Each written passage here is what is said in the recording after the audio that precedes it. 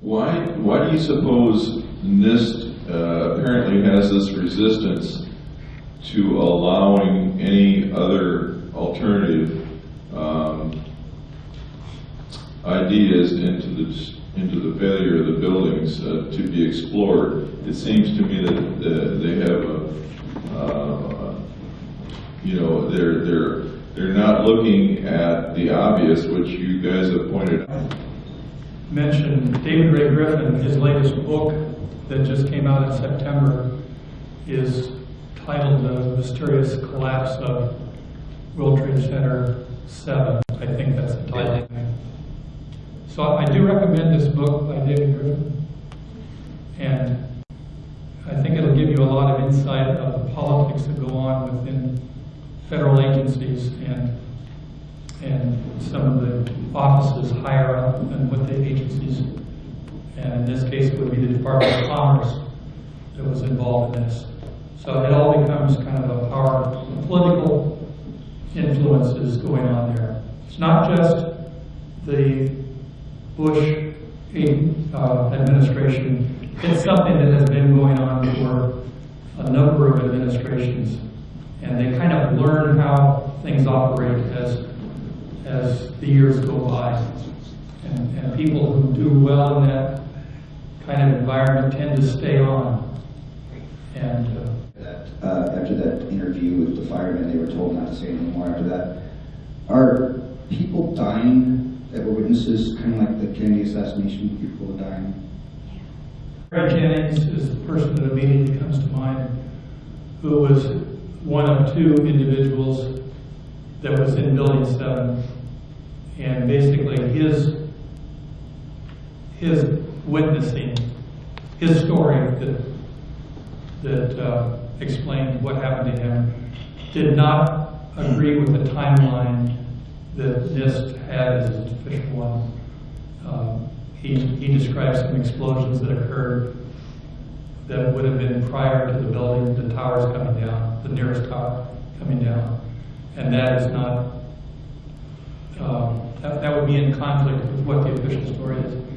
And he is a person that is now deceased. And it was about, I think, a week before the official NIST report came out on Building 7.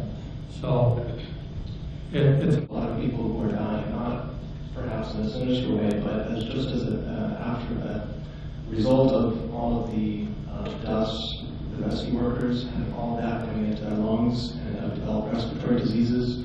This is not really very acknowledged very much, but these people who deserve our gratitude, our thoughts and empathy, because the people are suffering and dying.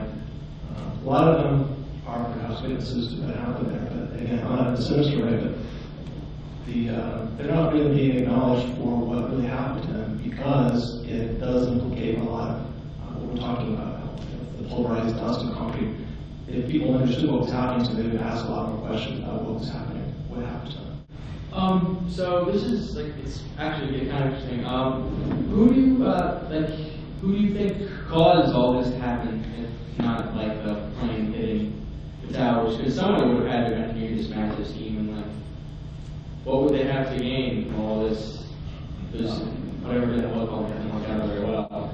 So that really gets into motive, and also you have to figure out, as you ask, who might have done this.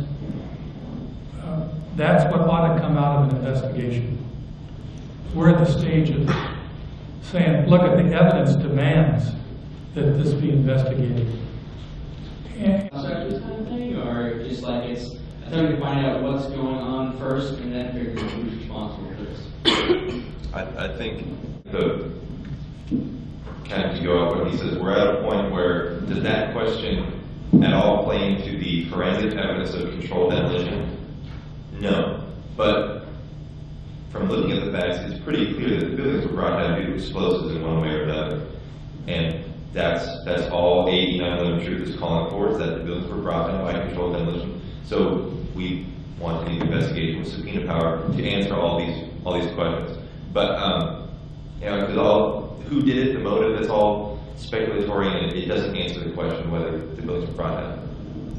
I think it's very important to separate the facts from the speculation, and it's an excellent question, and it's one that a lot of people have. You know, who's responsible for this? What's the purpose? But it's not one that we can answer. But I can say, or you can ask this question of yourself: where are we going? Where is this country headed? Where is the world headed?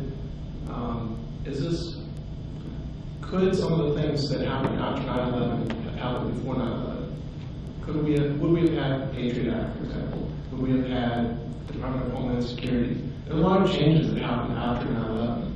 And you have to ask yourself, could those things have happened before 9/11? So I'll just leave it there. Yeah, just really quickly. Mr. Deets, I had talked to you before, and you were just saying how you guys don't like to speculate on who exactly, but you did speculate because you did tell me that you thought that it had to do with Dick Cheney and the military. So I was wondering if you could respond to saying that before to me personally. Yes, I heard the conversation, and I come to that conclusion personally. But yeah, that's what I was wondering. And it's because I take into account more than just what happened at the World Trade Center. I still am interested in other things. And so in that case, I watched what happened with the lack of response of our air defense system.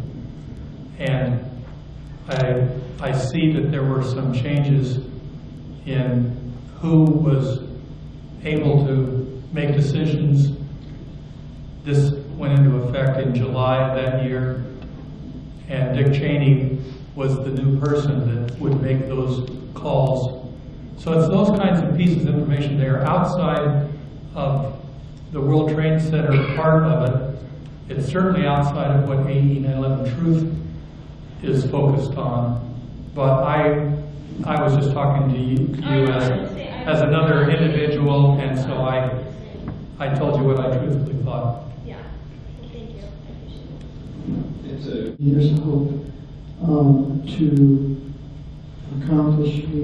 We know that this is potentially deadly, that the people who created this are evil, and apparently there are a number of them.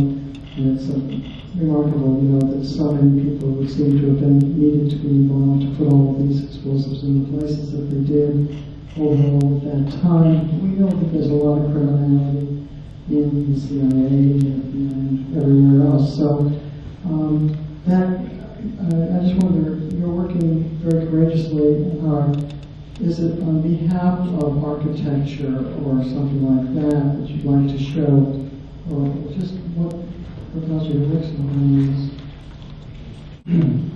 I will say that architects and engineers represent technical people, and when they see things that are obviously not being presented correctly, they feel a responsibility to get the word out to the public and to other architects and engineers that this is a very important thing in the nation that has been presented completely wrong to the public. So the hope is that there can be a new investigation that will be a fair investigation that actually will allow the evidence and we'll call it truth to come out.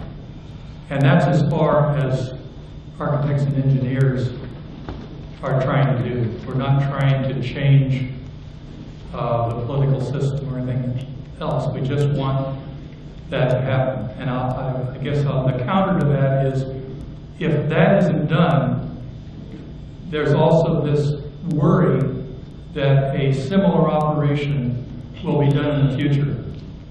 And so part of it is we want to let the people that perform these kinds of operations, let them know that they can't do that anymore. They just won't get away with it. So we hope to prevent a future such event.